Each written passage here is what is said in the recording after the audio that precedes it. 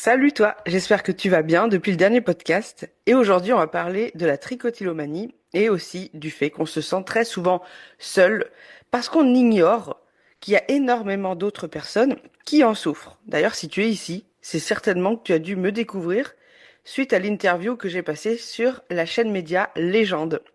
Donc bienvenue à toutes les nouvelles et tous les nouveaux, parce que oui, j'ai reçu aussi beaucoup de messages d'hommes et je suis très contente de voir que vous allez peut-être aussi pouvoir prendre la parole sans avoir honte, parce que je constate quand même souvent que les hommes ont un peu plus honte d'en parler que les femmes, même si pour les femmes, ça reste aussi difficile d'en parler.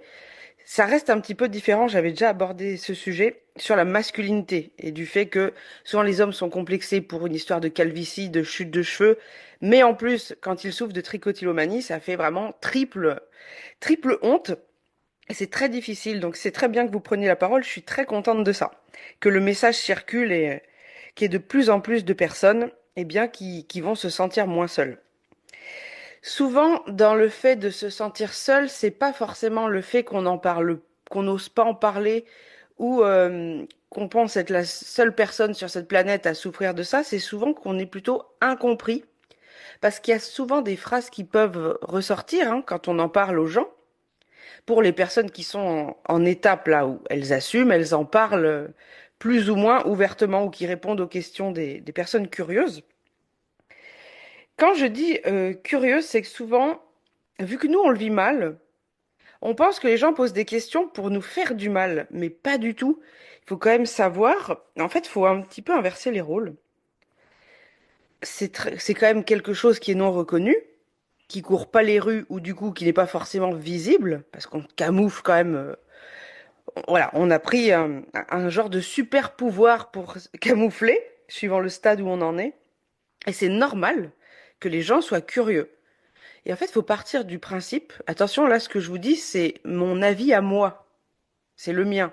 Vous n'êtes pas censé forcément être d'accord. Il n'y a aucun souci là-dessus. Ils sont curieux, c'est normal. Donc pour être plus vite tranquille, moi je pars du principe que je réponds à leurs questions le plus simplement possible. Comme ça, après les gens savent, ils ne posent plus la question et surtout ils ont appris quelque chose. Vous transmettez aux gens que ce trouble existe en répondant à leurs questions de façon bienveillante. Faut pas s'énerver. Qu'est-ce que ça peut te faire? Oh, mais je te pose des questions, moi. Non, faut pas du tout rentrer là-dedans. Si vous, vous êtes mal à l'aise avec ça, ça engage que vous. Ça n'engage pas les personnes curieuses. Après, oui, peut-être que dans notre vie, on va rencontrer une ou deux personnes un peu malveillantes qui vont se moquer ou peu importe. En fait, il faut pas oublier qu'on ne demande pas aux gens de comprendre. On n'est pas là pour qu'ils comprennent, hein. Ah non, non, non. Faites-le pour vous. Je vous jure que d'en parler un peu plus librement chaque jour, ça va vous enlever un espèce de boulet au pied.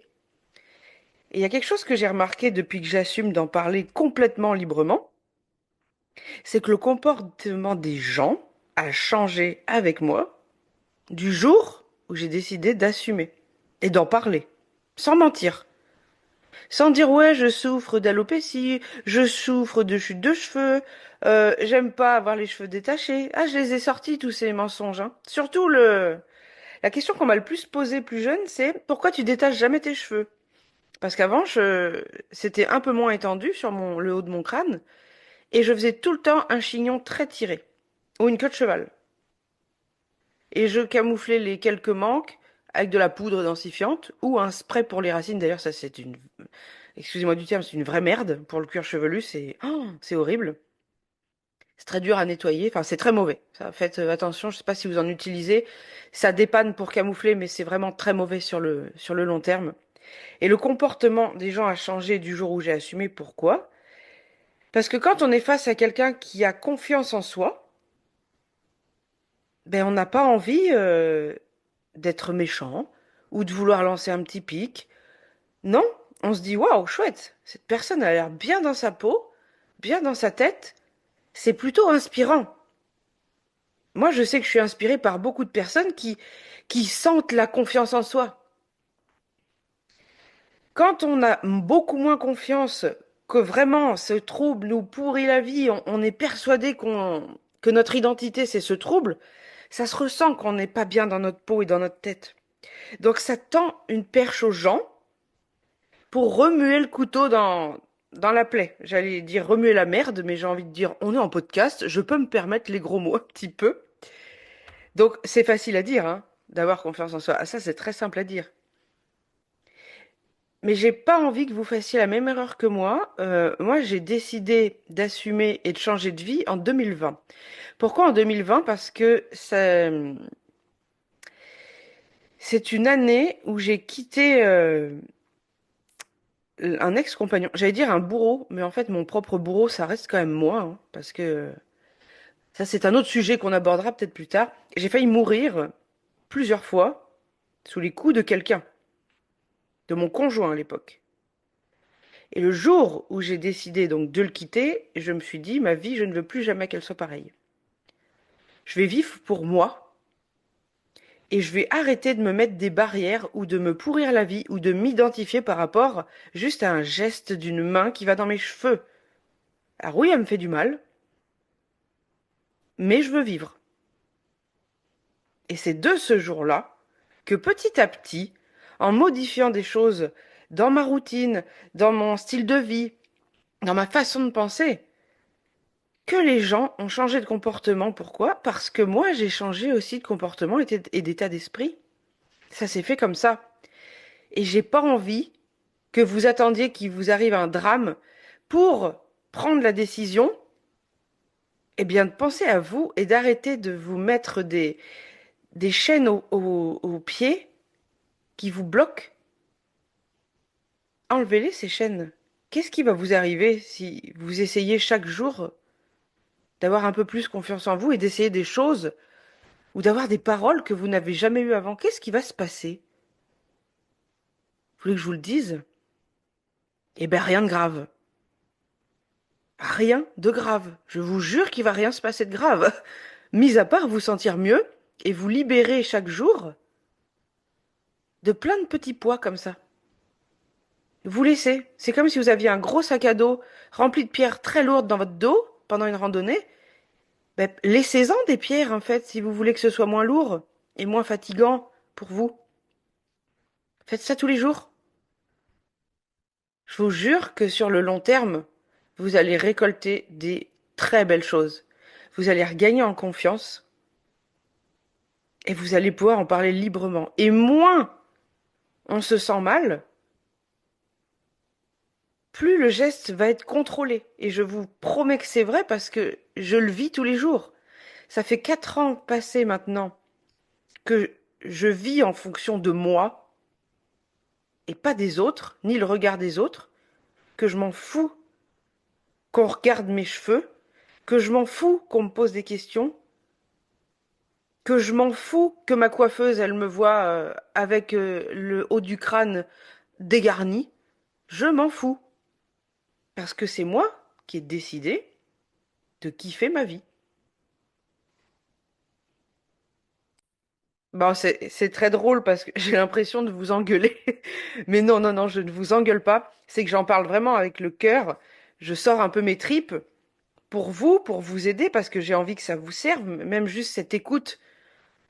J'ai envie que ça vous serve, que ça vous parle et que vous vous sentiez mieux.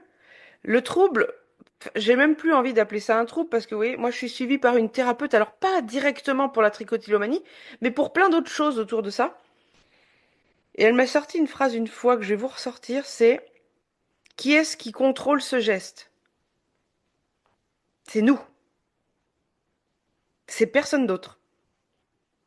C'est nous qui avons le contrôle.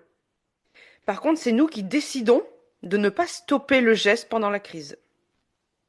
C'est nous qui ne mettons pas de choses en place pour calmer cette crise. Et ça, je suis tout à fait d'accord avec ça, parce que moi-même, j'ai déjà dit plusieurs fois dans des vidéos, je suis consciente de mon geste et des fois, je m'autorise à finir ma crise. Du moment qu'on est conscient qu'on le fait, on a le contrôle. J'ai parlé avec quelqu'un il n'y a pas longtemps qui me disait non, moi je ne suis pas consciente parce que je le fais devant la télé. Et je lui ai dit, et justement, si tu sais que tu le fais devant la télé, tu es consciente que tu le fais. C'est juste qu'à ce moment-là, on n'a pas envie de se contrôler. Mais oui, je suis sûre que ça te parle, ce que je dis. C'est souvent lié aux émotions. Ça, il n'y a pas besoin d'études cliniques pour le savoir.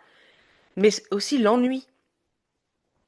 Je pense que si on a ce geste un peu instinctif, compulsif, devant la télé, devant son téléphone, devant un bouquin, au volant de notre voiture, c'est quand notre corps est immobile quand même.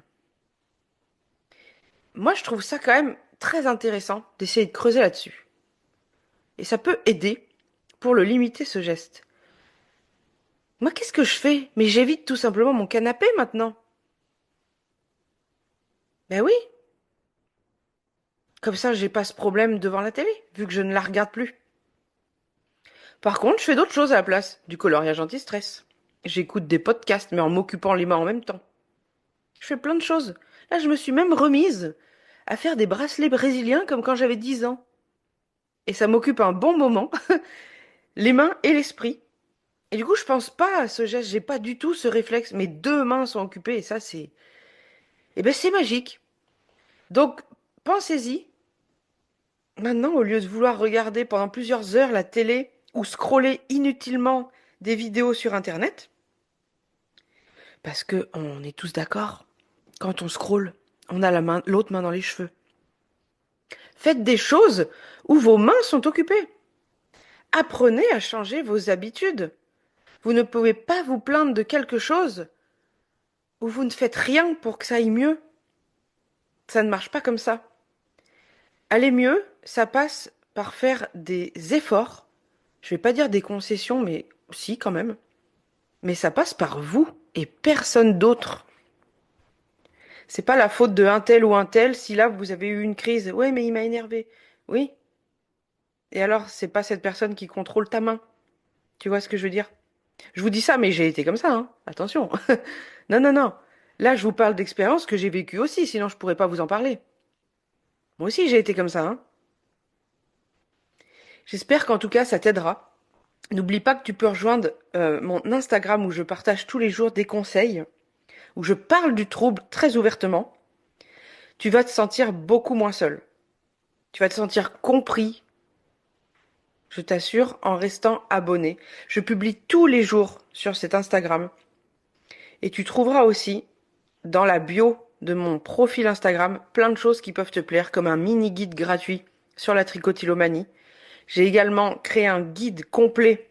Celui-ci est payant, que tu trouveras dans ma bio aussi. D'ailleurs, il y a un code promo pour te mettre 10 euros de réduction dessus. Tu trouveras toutes ces informations dans la bio de mon Instagram. Et j'ai aussi créé ma propre méthode de pousse et de densité capillaire, qui s'appelle tout simplement la méthode 1, 2, 3, 4. C'est facile à retenir. Et tu trouveras donc dans cette bio aussi, j'ai l'impression que j'arrête pas de répéter le mot bio, le bilan du cuir chevelu pour ensuite qu'on voit ensemble si tu es éligible à cette méthode, si tu as envie d'aller plus loin dans l'aide de la pousse et de la densité de tes cheveux. Je te souhaite une bonne fin d'année parce qu'on est fin 2024 au moment où ce podcast sort. Et je te dis à très vite en 2025 pour plein d'autres nouveaux podcasts.